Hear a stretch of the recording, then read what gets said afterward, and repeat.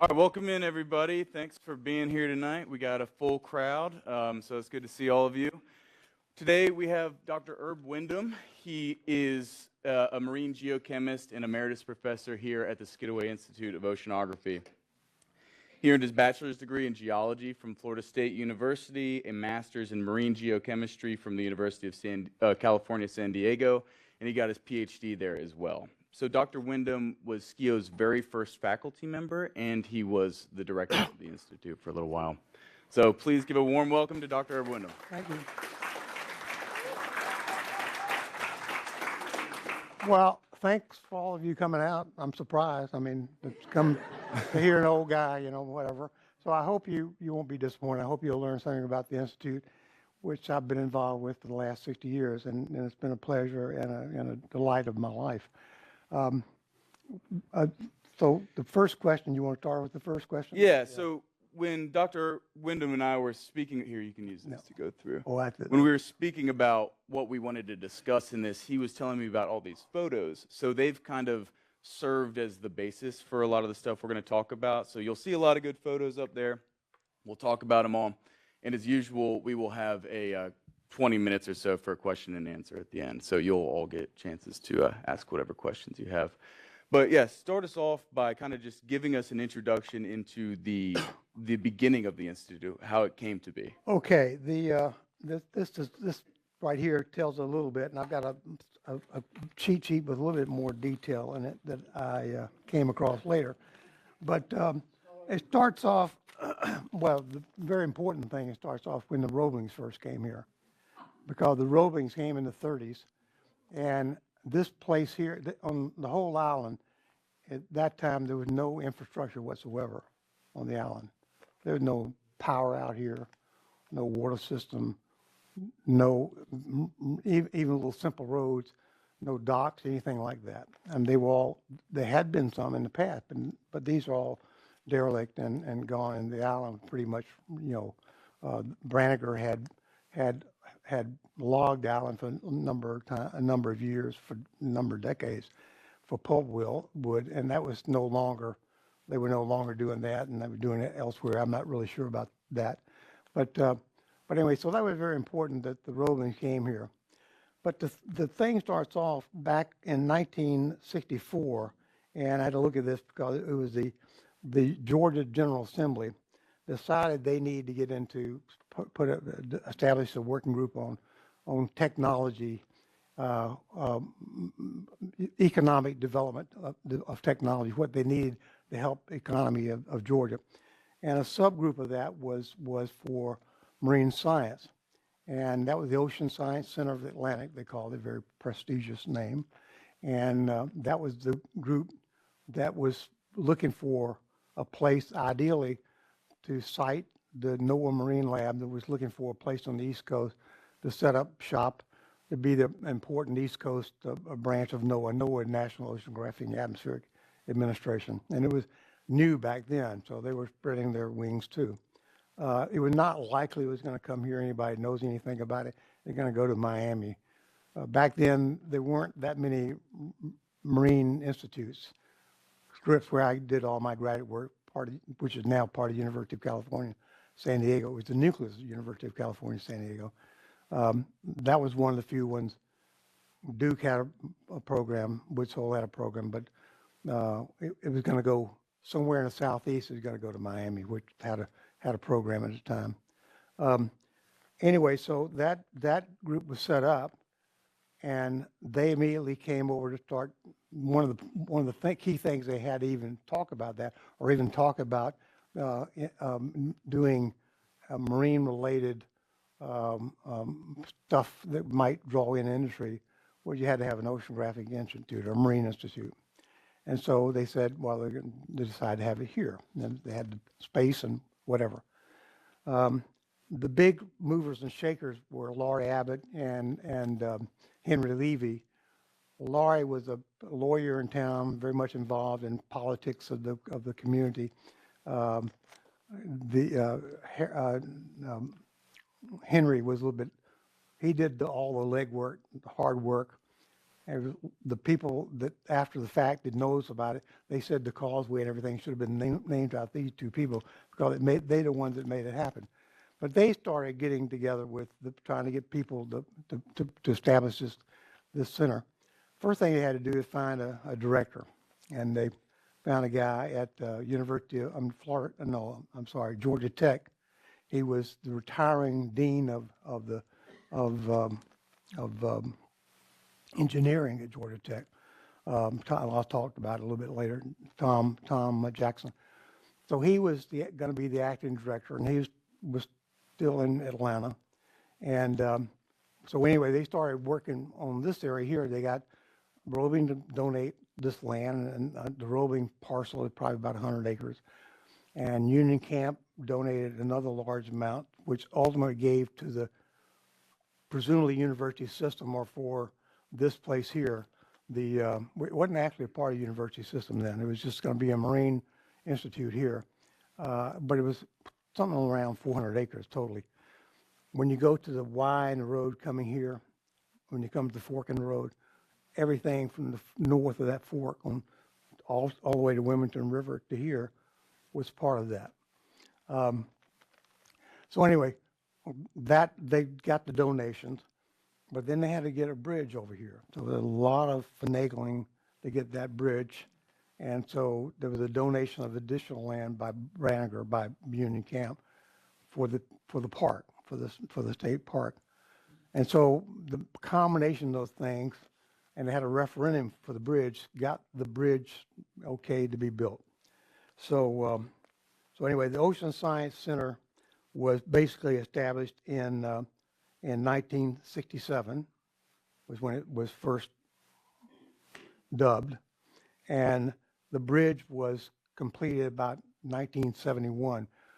But I'll talk about that a little bit later. But anyway, those were the very important things. So the first scientists, they've had a director, so then they got to get the first scientist. Well, I was the first scientist, and the way I found out about it was I was finishing up graduate school at, I've already gone beyond this. So, okay, Noah would see all the formation. Okay. Anyway, so my wife and I, we just had a baby, and he was a couple of months old, and we're finishing up, and we're looking for a place to go.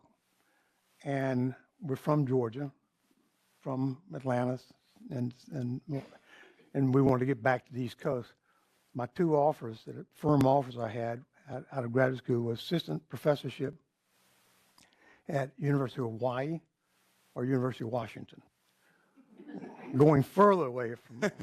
And so, anyway, in the meantime, my mother-in-law reads about this big thing and about this thing happening, and sends this article, and she arranges a chance for me to meet the director, Tom Jackson, when we're coming home for Christmas.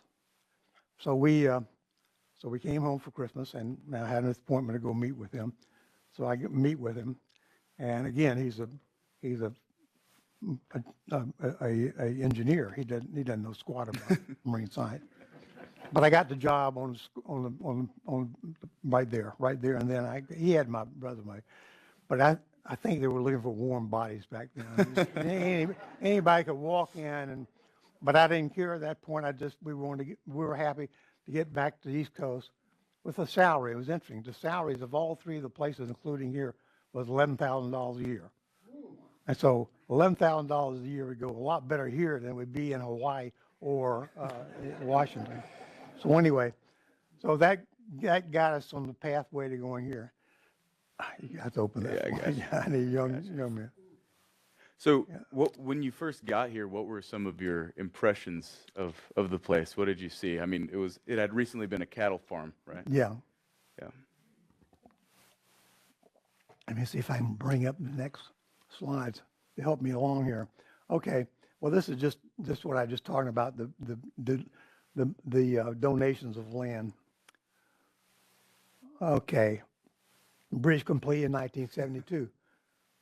But I'll get back to the bridge because the bridge was not, it was 72 is when people could come over.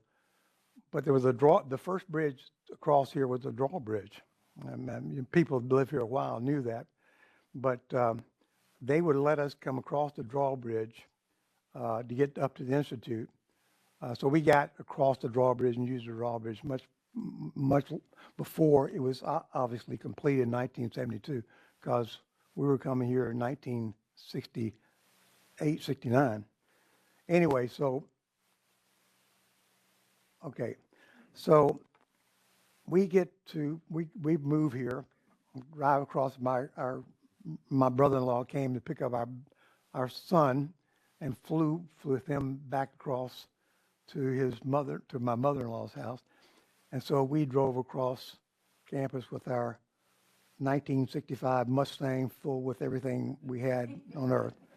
And so we came across, and as soon as we got here, we made plans to come and visit here. So we came down to, I forget when it was, we were going to start in June, so it probably before that, we need to come down and look for a place to live. And Tom Jackson had said, okay, we'll come out to Dallas and see the place. So he told us where to meet, and this is Isle of Hope. And Isle of Hope Marina is, if you're looking at this, Isle of Hope Marina is that way.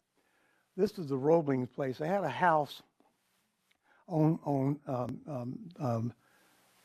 Isle of Hope. And in that house, he had a guy that stayed there, maintained it. I think it was alcoholic because he had nothing else to do but just sit there. But anyway, he had his sports cars, and Robert Roebling was involved in a lot of stuff, and that's a whole other subject. I'll get into if people have questions. But anyway, he kept his special cars out there, and this guy managed this dock, and he had a boat. I think it was called the Tar Baby. I think that was the boat he had. It took people back and forth because they had all these people go back and forth that worked there. And so anyway, we meet at this dock. And you notice this dock has a ramp. He had a barge, and he could barge stuff over there and cattle when he got into it. But that barge would lower down, cattle couldn't come in, or you could take and drive something on. That was a very important thing we inherited when we got there. So anyway, that's what we came to. And so we took a boat, and this is the boat ride we took. We go from Isle of Hope up to the docks right out here, which were not as elaborate as they are now. We went to those docks, and that I took that for the next 2 years, and everybody was employed at the Institute took that, and we shared it with we bought our own boat. The Institute bought its own boat, and it could carry maybe 10 people, and the Tar Baby still worked back and forth. We didn't name ours anything fancy. But anyway, so that was what we did for it until we got able to come across in the bridge. So my first impressions of it was, first of all, this is the way it looked back then. This is probably the first aerial photograph he had of it, and I'm guessing that's probably 5 years or so before, because I went there, all this stuff was still just like that when I came. There were a lot of grazing land here, the water tower, and docks, and this one right down here. Does I have a pointer in this thing? Get you a little pointer. No, that's all right. I can just point. That's the dock further south down here is a dock where they could unload stuff. Okay. That dock right there. They could unload stuff. I can. But that was where their barge could come in, and that barge had a name too, like the Uncle Remus or something. It's all Uncle Remus stuff. He was into that. I can't remember all his names, but anyway, the barge came into there. But so we came on, and that dock there, the dock up above there, was a dock where when they first came. I'll show pictures of that later on. But when the Roeblings first came here, they came on the Black Douglas, and they lived on the Black Douglas for a while, which has an interesting history of its own. But it was docked at that other dock, and they ran power from the Black Douglas to some things. I'm going to show you some houses and stuff they had back here. So anyway, this is what it was. Now, the interesting thing was that when I came there, they had a water system right there that we've improved on tremendously. It had electrical, had 120 volt electricity from the mainland they put underground, under the water, all the way out to the Institute.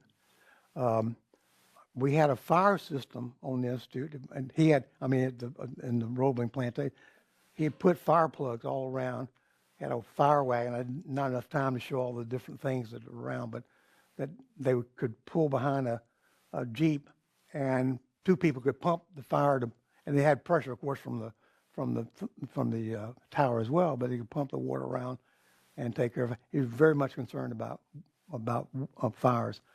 And then the other thing they had was he had a huge, big part of the shop that was for nothing more than 12-volt power, a whole bank of big batteries that maintained 12 volts, and he could recharge those batteries when he had most of the time he had the alternating system.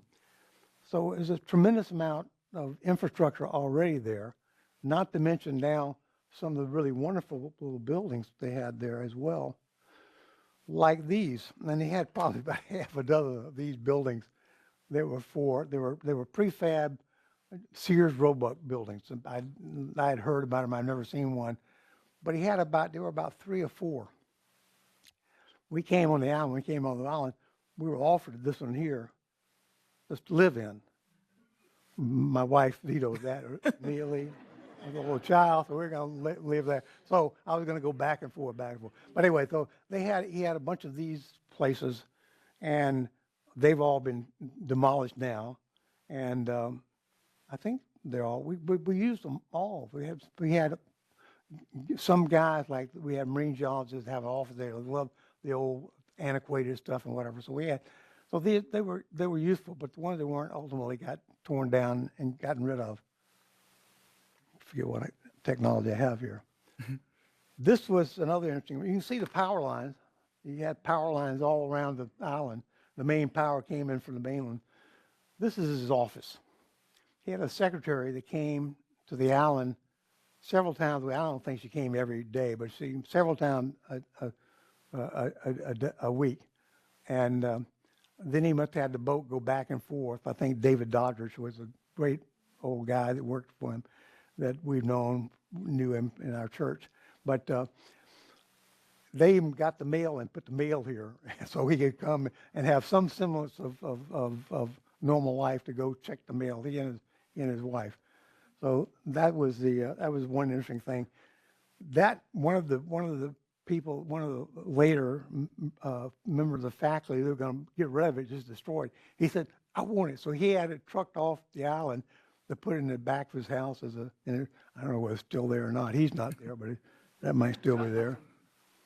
All right, this is the most interesting building we still use, and you can't really see a whole lot of it. I'll show you some other pictures, but we call it the party house.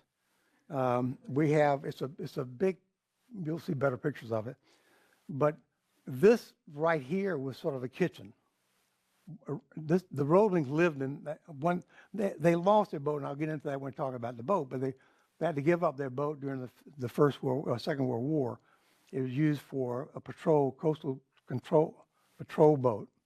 They got rid of the mast and put power on it and whatever. Had a steel hull, which I didn't know until I started looking into a little bit more detail. So it was gone. They had to give that up. Now, I don't know where he got money for it or whatever, but he didn't need money. He was extremely wealthy. His family was. But anyway, so they had this built, and that had been built, it looked like, maybe it was afterwards, it looked like a gymnasium. It's a big 2-story thing, and it had a bathroom on the second story, but second story, when we moved in there, was just a walkway around it.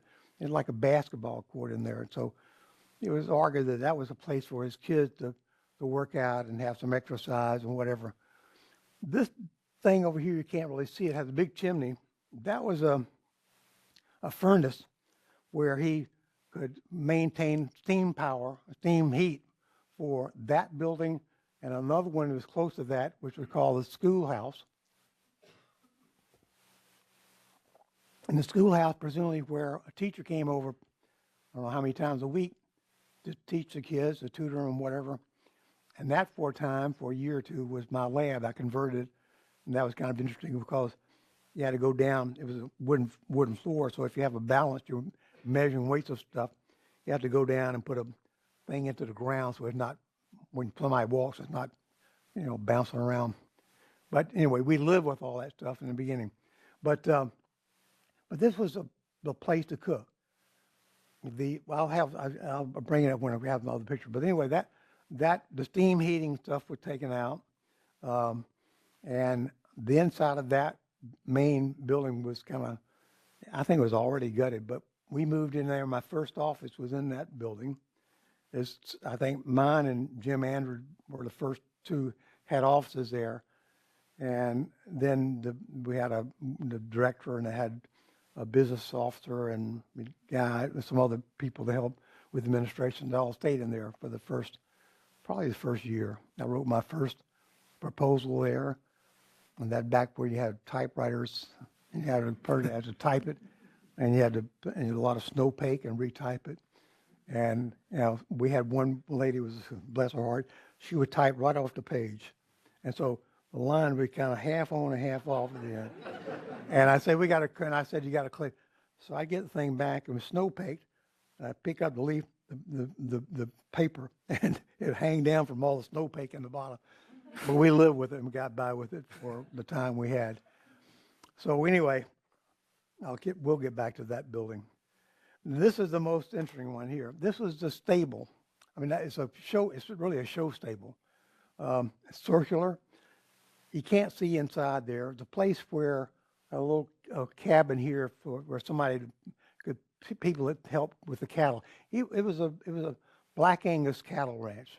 I don't know if I got any pictures of that or not, but he was breeding cattle, not so much to sell cattle, but he was breeding the breeding stock for other people to buy. And so we'd have these auctions in that big, it was a show auction. You walk around inside of it and have places to sit all up around the top, and then pins all around the edge to put the cows in. So that was what we had, and we used that. That was used for a lot of different things. People moved in there, put equipment in there, whatever. But it is still used, and what it is today is this. We got money, because it's historic. We got money from the state, and I can't remember what, our director in here, because he would be the one to tell all the detail about it. Oh, no, there you are. Where did we get the money from? Yeah. Clark Alexander. Where did we get all the money from? Legislature. But anyway, it's beautiful inside. I mean, you can see the classrooms, and you can see the ramp that go down. That's where the cows used to come down and walk around the middle. And you would be up in those top things and watch it. But that's been used, and now it's got offices in there. It's incredible. It's incredible to be that beautiful and still be a part of that heritage. Okay, I think I got. Now we get to the people. The other thing we inherited when we got this place was people. There were some of the people that worked for the roving forever, and I think we negotiated, the power that be at the time negotiated some to keep as many of those people we could, that we needed. And these two guys, I got a story about this one. This is Harry Carpenter. He was the guy that took care of everything on the island, rebuild things, repair things. He knew everything from electricity to carpentry, plumbing, everything. This is Big Isaac, to be distinguished between Big Isaac and Little Isaac. This is Isaac Williams. Isaac Martin is a smaller guy, and he was not a part of the original group, but he came on and worked. He's a nice guy. He's still around. Big Isaac, unfortunately, he's gone on to the bigger deal. But this is when he was retiring, and he was given a fishing rod because he loved to fish and fished off the dock. But Big Isaac was born on this island. He was born down. It was a community right near the Skidaway Narrows, and apparently it used to be a bridge right across there, and that was probably many decades ago, when probably the water level through there was not like it is now. This has been dredged for duck. It was probably but it was I think, as I understand it, was a walking bridge. that came from there and went to Wormslow and connected them there. They go back and forth. But he took me back there. He was taking me around. I was doing some stuff for the park, getting ready for the park. He took me around there and he showed me where the road was. It led to the bridge, and where he remembered his house was, and he pointed where people were buried, and they weren't marked, but whatever. But that was very interesting to go down there with him. A great guy, and he retired here, and I think he had benefits when he retired, and died at home. But was a nice guy, wonderful guy. He was in the Second World War as well. This is another guy. He was a package deal with our first director, Tom Jackson. This is my Lee Knight. I told her to sit here and help me remember names. Lee Knight, and the guy sitting next to the very dapper guy with the cigarette, he was one of the guys who kind of administrating the OSCA when it was still in business, but he wasn't around very long. The OSCA did. But this is another look at that same building that we had offices in and whatever. And now we have it for parties, and we always had parties in it. Somebody donated money to put in a new kitchen in there. And it's just a Lowe's. He knows all this stuff. And that's why we keep him around. But we have this big open place. It got a couple of bathrooms, and it's got this nice kitchen. It's all open up, and so we have buffets and used to do it a lot.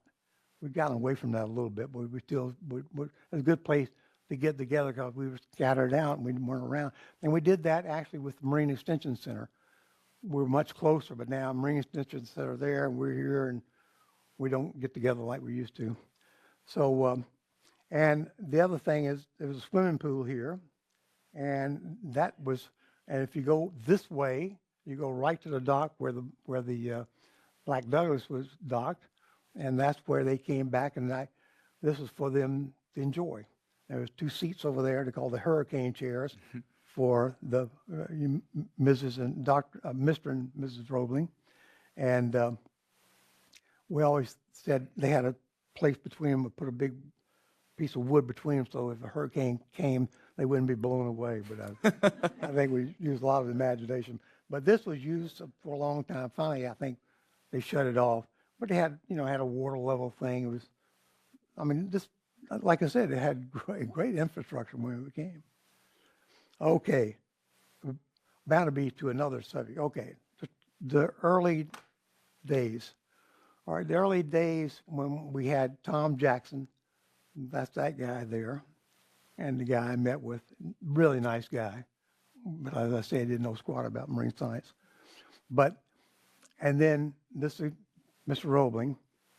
That's Laurie Abbott, who was a big mover and shaker that made all this happen, not only here, I think, but everything on this island. If it wasn't for his work and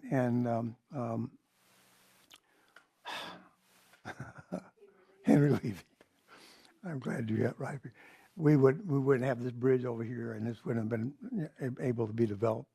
Then I think all of you, I think most of you probably are from the landings, so you've probably enjoyed it. We lived at the landing for a long time.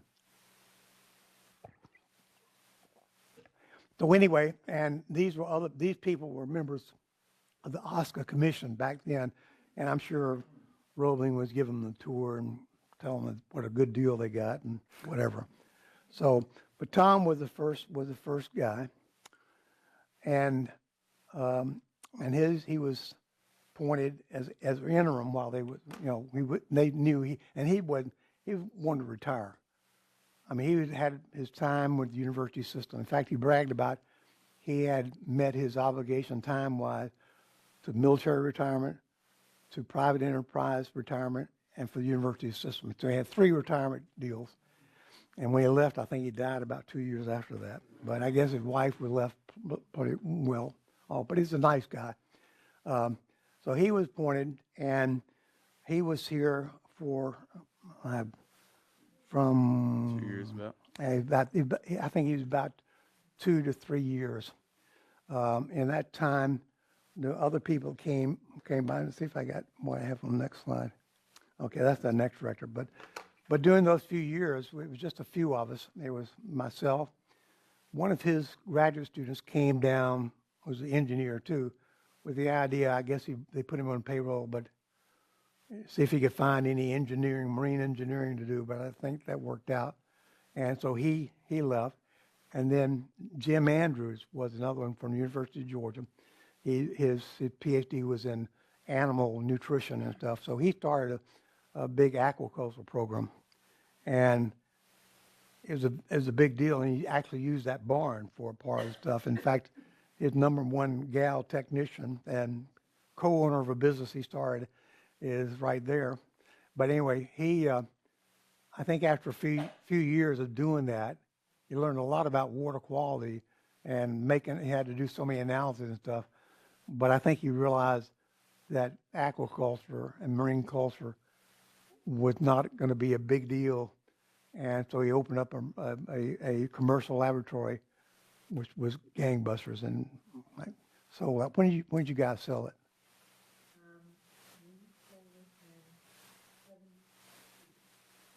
And that was one of the. Yeah, that was back before they had a bunch of commercial laboratories that could do high quality analyses and whatever. So they provided. He went on to a better deal, and he stayed here, lived here, and lived on the island, as a matter of fact. But he was here for a few years. What got the institute going? I mean, I had little grants and stuff, but they were that was, just stuff that I knew. I wasn't getting direction from anybody else. But this guy here, and how we got him is a convoluted, long story, which will take another too much time. But we got him here. He was from Woods Hole. Now, that's the way he used to look. When he came here, he was a young guy, fairly young guy, Woods Hole, very well connected, knew everybody and in marine science. So he was the real deal. So he came down and he started recruiting. And he said, I guess I was okay because I came from Scripps, so he couldn't argue too much with me. He kept me around. But he's hired, first started hiring people. Interesting, one of them is here, Dick Lee, and Gus Papenhofer was the other one. These were the other two of his first hires. He got his PhD at Scripps, as I did, and he was a postdoc someplace in Philadelphia, I think, wasn't it? Penn State. What? Penn State, okay. And then Gus Papenhofer, who was to do his postgraduate work, he was a postdoc at Scripps. They all went through Scripps. And so he had a bunch of Scripps guys, and then he started hiring a bunch of young guys. And what he really did is he hired some good physical oceanographers. And that he realized that he knew enough about oceanography that you need to know how stuff moves around in the ocean. You could be a chemist or a geologist and I can tell you what's there and what's in that water and what's there. But you had to know how I got from point A to point B. So he hired some young, very good physical oceanographers. And in fact, I think we have one of our newest physical oceanographers, so we keep the trend going. This guy, and I have two. Oh, we have both of them. I have two of them. We actually have three. We have one more. But anyway. So these are high quality folks. She has stuff running all over as we speak. She has submarines all over the coastline running stuff. And his work is mostly done in our next territory, Greenland. So he's working up there, and he come from Woods Hole, as a matter of fact. And I can't remember where you came from. Where did we get you from? UNC Chapel Hill and Florida State. Florida State and Chapel Hill. They can't go wrong there. But anyway, so we have these young physical oceanographers, and that's what he said. We need to have a multidisciplinary group of people, and said we need to start working at an institution. You should be working together, multidisciplinary. You ought to go out on ship together, although we didn't have ships. We had boats, whatever. And God, in fact, when he first came here, he was walking down the dock, and this is one of the boats we were using. And he kicked the bow, and his foot went through the bow. Oh, So immediately we had a tug, and you'll see it, a boat that was modified from a tugboat, I believe, and it was modified so we could do marine science in it. But it was, and we'll talk about that too a little bit later on. But anyway, he came in with that kind of attitude of working with young people and motivating us and getting us to work together. And I guess, trying to cover what all he did. This folks know, I think I've said all that stuff. But he came with him with great connection with the National Science Foundation and the Department of what was the Department of Environment? Energy. Energy, atomic. It was changed. It was Atomic Energy Commission now, Department of Energy. But he had a lot of connection. He worked with those folks a lot. So one of our very first big projects was a multidisciplinary project and multi-institutional project on working on the South Atlantic Bight, which hopefully is on this one. Yeah, okay.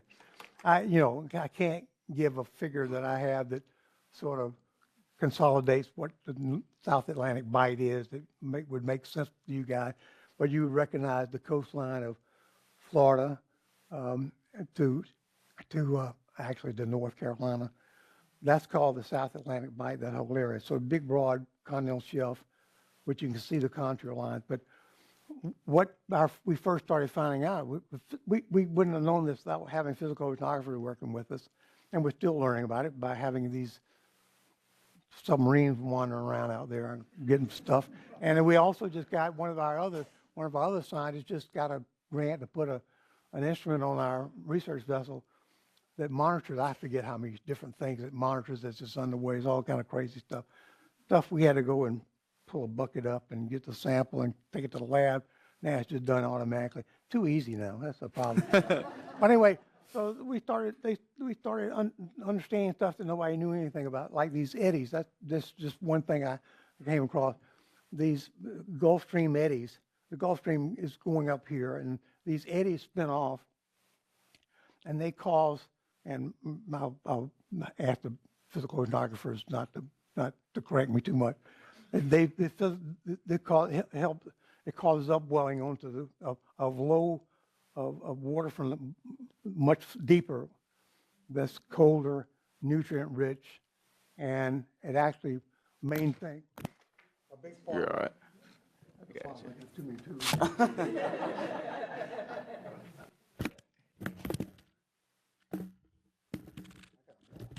You're all right. Keep going. Okay. Anyway, it what controls the productivity of our coastline, and understanding how that works helps us understand everything in terms of how material is transported across our shelf and is transported onto our shelf. Everything to do with nutrients, contaminants, or how organisms migrate, everything. So he got us working on that area and working and becoming the experts, and I think we are. We know more about this part of the U.S. coastline than anybody else. And but we're taking that knowledge and going elsewhere. I worked in this area most of my life here, but I transferred a lot of what I study here down to South America, work in a very similar type of environment where it has a western boundary current, which is like the Gulf Stream along the Brazilian coast. But we all learned a lot that was transferable to other areas. I think Gus was doing the same thing down on the west coast of Africa. But he got the group together, working together. We also understood the kind of people we needed to bring things together, get people more specialized in different fields. And we have done that. And I wish I could recite all that, but it's above my pay grade. But all the directors we've had that come in have realized and recognized these people we need to get. And of course, the faculty has a big input into that, who we get. And we built on that. And right now, we have an incredible faculty of young people and then there's old folks still hanging around. Keeping an eye on them. But but you know, the institute is in great shape. Um, I guess I got to talk about. One of the questions that he asked me about, what was one of the things I can remember? Any things during my time at Skidaway that I remember? One I told you about was with Big Isaac, but this was a big deal here. During the 1996 Olympics, the Black Douglas, the guy who owned the Black Douglas now, and the Black Douglas, when it was taken, when it was bought or whatever, however they got it, they stripped all the masts off of it, put engines in it, and modified it a lot. And it was a coastal vessel, and it worked for the fisheries, the U.S. Fisheries Service, and it worked on the West Coast. Dick and I were talking about this just the other day. I thought it had a wood hull, but it had a metal hull, so it's very durable. But it had been transferred to a lot of people that have taken it in, remastered it, and different people had owned it. But the owner of it during the Olympics was a guy from Germany, and he brought it over to celebrate the Olympics. You know, and the history of that, and docked it where it had been docked when the roving first came here, and so you can see we have a lot of people coming there visiting while the Olympics were going on, and I have that's where it was when the roving came here. So you see, it's the same boat. It's just very durable. That was 1938. And I just thought I need to put a picture of the roving. Mrs. Roving, she was gorgeous. She was a gorgeous woman. And he was a nice looking guy, I guess. But that's the way I knew him. And she was the nicest. She would come into my office. And she was, you know, they used to be involved in things in the community, but as they got older, it was much more difficult to get back and forth. And I think Mr. Roving had some run-ins with some things like the Symphony Society. He wanted to have things done the way he wanted it, and if he didn't get his way, he said to hell with it and came. But she was, and she enjoyed being social, I think. But she was stuck with him. But she would come around and just come in and sit down and talk to me. That's back when it was just a couple of us here, and she did the landscaping around the places that were there and whatever at the time, and she was really much want to be involved in what was going on. They finally got all their cattle transported to their daughter, who has I guess she still has a farm in Statesboro, and then they moved down to Florida, and that's where they stayed. But we kept in touch with the main son that we kept in touch with was Rip Roving. I think Rip passed away a couple of years ago, and he was a nice guy. But they were really nice people. He was a grumpy old guy, but he was fine. He would come in I may have said that he'd come in my laboratory in one of the buildings, and instruments that need to be on all the time, he'd come in and unplug them. And I come to the next day and unplugged, and he'd leave me a note. He says, "Oh, these are fire hazards. You need," and I had to sit down, have a come to Jesus talk with him and say, "Mr. Roving, I understand that. I'll be very careful. And these new electronic, they're very fire resistant and whatever. And I will try to." Is this working at all? Yeah, it's working. It's recording so you can get it. It's bugging me. Yeah. But anyway, he would I'd have to explain to him. I just got to keep him on. So he was okay. But he would always keep wandering around checking things out. And I remember seeing pictures. I had pictures, but I didn't put in there of him walking around the building. I forgot to say that building, the first building we had, every brick in that building and everything in that building brought over by barge, in his barge. And so when that was being built, he was out there watching every little phase of the building to make sure it was done correctly. And he would probably know, but they were wonderful people in their own right.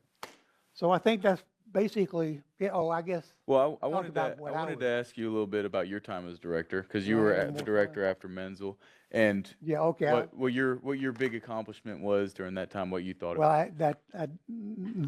I had three big accomplishments. Keeping the place running. That was Yeah. a big one. We had our own budget. That's back, we weren't part of the University of Georgia. Yeah. We're a university system. We had our own budget. There's pluses and minuses to that.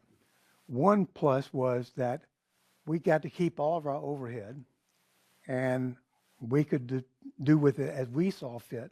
All we got was a lump sum from the university system, and we got grants, and we had charged overhead to grants to cover costs of doing business and whatever. But we always had leftover from that, and so we were. I was going up to the Board of Regents office trying to say, we need a ship. This is the boat we had that was converted, the one that Dave Menzel was major part of getting it. And it was just getting, we were getting a lot more stuff to do, and you couldn't go out but maybe 2 days on that boat, and had to come back in and refuel, and didn't have a big range, didn't have that many accommodations, and it wasn't really equipped to do all the heavy duty work that we need to do as, science advances. So I said we need to, and we had a meeting of the faculty, and what was the number one concern? Boat was that. And I said, okay, well, that's what I did. And so I said, we're going to take all the overhead money. A lot of people didn't like that so much because all of a sudden the goodies you could get at the end of the year to buy new equipment or whatever wasn't going to be there. But I said we're going to do that, and so we got the Dick Buckner, who was the assistant director for business when I was director. He found out where we could do a lease purchase, and we talked to people, had it all set up to do a lease purchase that we could have maintained with our overhead the way it was running. And we'd been talking to the Board of Regents about needing a boat. They said, we build buildings. We don't build ships. I said, think of it as a floating building. We have a lot of people in there. So anyway, when we started doing this, they started believing me. And then they started saying, okay, they did it. And though they got an appropriation for most of it, and then we used that to leverage money from the National Science Foundation to get this built. And that was built in Booth Bay, Maine, right? Yeah, can remember for sure. And my wife christened it, as a matter of fact. But I didn't choose that; the faculty chose her. Well, it has to be a woman. If this was a ship, so Well, that's awfully sexist of you. I didn't make that rule. There's a photo of it in the lobby of Roebling. Yeah, they had one on the ship too. I don't know Yeah, if it's still there. they do, yeah. But anyway, this is what it is. This the new picture of it? I don't think it is. Yeah, it is. That's the original one. Well, that is. that boat is a part of the UNO system. So the NSF pays for part of the operation, and it makes it available to everybody. They have to schedule it and whatever, and meet our schedule. And of course, we get first dubs on the schedules because we're here. And any extra time we can piggyback on other people's cruises and stuff. So it's a great advantage of having our own vessel. We just recently, just in the last couple of years, our new director got the money. I don't know, you got that from National Science Foundation? What, that was state or? It was part state money, $2 million, part NSF and Skidaway money, another 1.3 million, and then UGA provided 1.3 million. So Yeah. $4.6 million overhaul. And that was just overhaul and just stretch it, make it a little bit bigger, a little bit longer. So the new one is another 12 feet built in between there. So it's a much, and it has, I can't remember the statistics on it. It can go out for like, I don't know how many days, 25 days. 25 days. It has a crew of how many? 16 science and 7 full-time Yeah. boat personnel. And it has a range of much larger range. So it's much more sought after. And it's the most important research vessel in this coastal area. So we dominate as far as our resources, our infrastructure, scientists, and whatever. This area, we are the experts on it, or they are. I'm no longer. I'm still playing around with stuff, but anyway. So that was my major accomplishment. And the other thing, I was trying to keep us out of the University of Georgia, to be honest, and because we were working with the other institutions, with Georgia Tech, I did a lot. Most of my graduate students came from Georgia Tech. I had them from other places too, but most of them came from Georgia Tech, School of Earth and Atmospheric Sciences, what it is now. But they want to cooperate, want to maintain cooperation, and of course we had a lot of people from the University of Georgia working here too. But they had a bad taste in their mouth about Skidaway from day one, because they thought if you're going to have a marine thing on the coast, it should be down at Sapelo.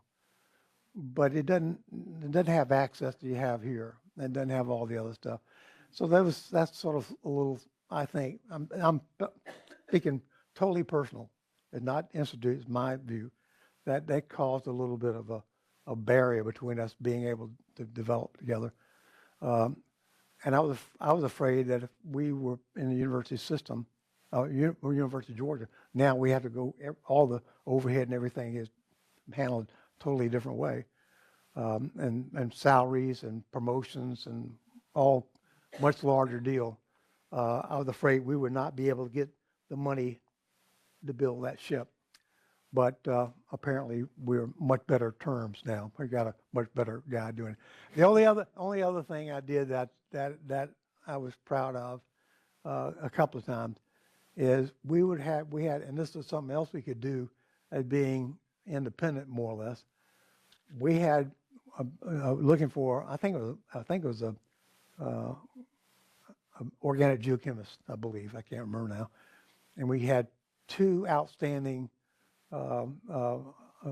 people applying for it, candidates. And we had the faculty vote. And the faculty voted, we tried several votes, came down split, 50-50. I said, okay, we'll just hire both of them. And they thought, well, we can't do that. I said, we can. Look, if these guys are that great, and they all were established, and they were getting money, I said, if they're that good, which we all agree they were, they'll come here and they'll be earning their own salary, their own grants and stuff. And they did well. They had a good career here. And they've all retired, you know. But I had to think about which ones have retired and which ones have passed away. It's sad. But anyway, so those are what I consider two, maybe three, keeping things together until we got taken over by University of Georgia and cooler head prevailed.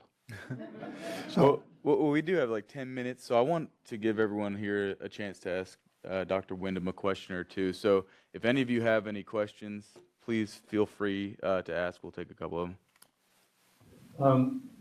The Roebling that you were showing the pictures of, how is he related to the Roeblings that built the Brooklyn Bridge? His grandfather was the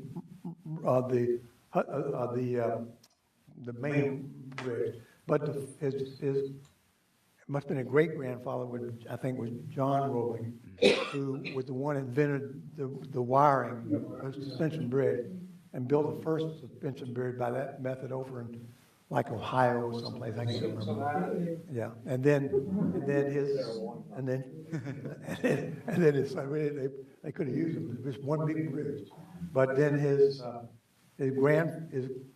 grandfather, his father, I think, his grandfather started, and his father maybe finished it. I don't know, because one of his grandfather, great-grandfather, got the bends from being down in one of the pressurized, unpressurized places they should have been pressurized.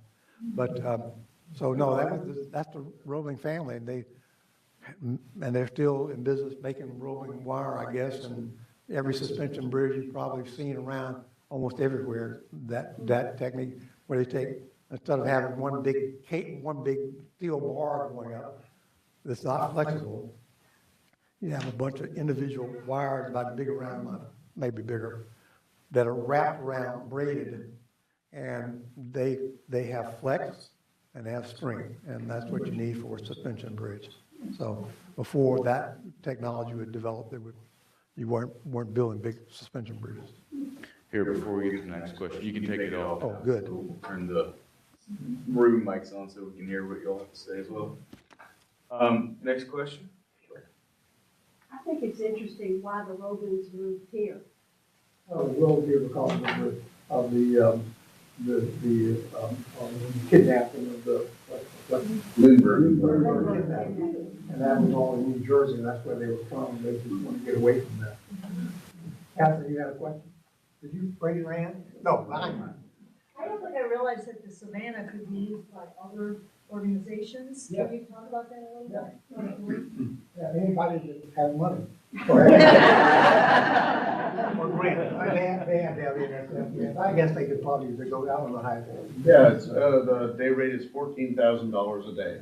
Which gets you 24 hours to go anywhere you want. $40,000 a day is a nice way out. There you go. Yes, ma'am. I don't remember what it was. It started with an M, and it was what the first family called the area. Modena. Where was that from? Modena was an area in Italy, as I remember, I can't remember the whole thing. It's a province in Italy. It's a province in northern Italy. Yeah. And Millage, I think is John Millage, got the original grant for this, and they were trying to grow grapes. Yeah, they were trying to grow Georgia when it was founded. Grapes was supposed to be one of its main crops. It didn't work out very well. They imported people from Italy because they were familiar with growing grapes. And, I forgot that connection. that was in the 1700s. This island has a very old history of plantations and different things. I think during Reconstruction, they had a big school for the Jesuits or They had a school for. They had a monastery and a school right next to one another. Kids from place, but and Priest Landing was over there where the Priest Landing was. That's why it's. And you see a big dock over Priest Landing, a big concrete dock. The first organization was, what's the name of it? The one I've been talking about. Brander? No. Oscar. They had money and they felt like they needed to build something, so they felt like they needed to build a big dock, so big ships and stuff were coming there.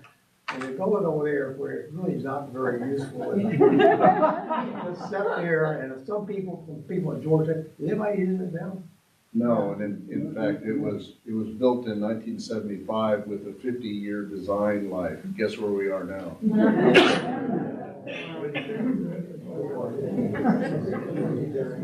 You show a map of the Gulf Stream and all these different colors. Yeah. Can you describe that a little more, what all those colors mean? Well, they're temperature. Temperature. I Temperature? think that's probably temperature. The physical not repeating straight out. Yeah. It's just temperatures. The fuel towards, I guess it's probably during the I don't know. It's always hot. Still towards land and shore. Warmer down here in the Gulf Stream, and then the cooler bottom waters of the Gulf Stream coming up, and anyway, that's the best I can do. But anyway, that's So we what got the colors five are. rivers. The colors of temperature. Temperature. Go centigrade?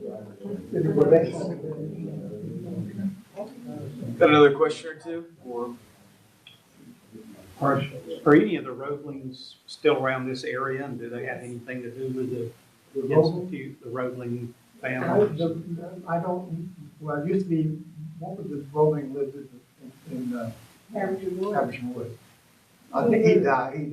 Yeah. There were a couple of Roeblings that came to the opening of the barn. Those were grandchildren. Yeah, and I think they were Rip Rolling's grandkids. And Rip Rolling, he was a great guy. He moved to Sarasota. But I think those are the two kids that fight. But none are here in Savannah as far as I know. I don't know whether the daughter still has anything or not.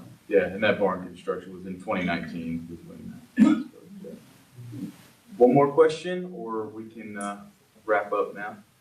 What was the first year of the operation of the research vessel Savannah? like that it was used here. After I, 2001. I retired in 2001. Yeah, it was on its way down at sea when 9/11 occurred. Really? Yeah, so they had to stay at sea until they figured out how to let it come in. I was just retiring then. Great. Well, thanks everyone for coming, and thanks again to Dr.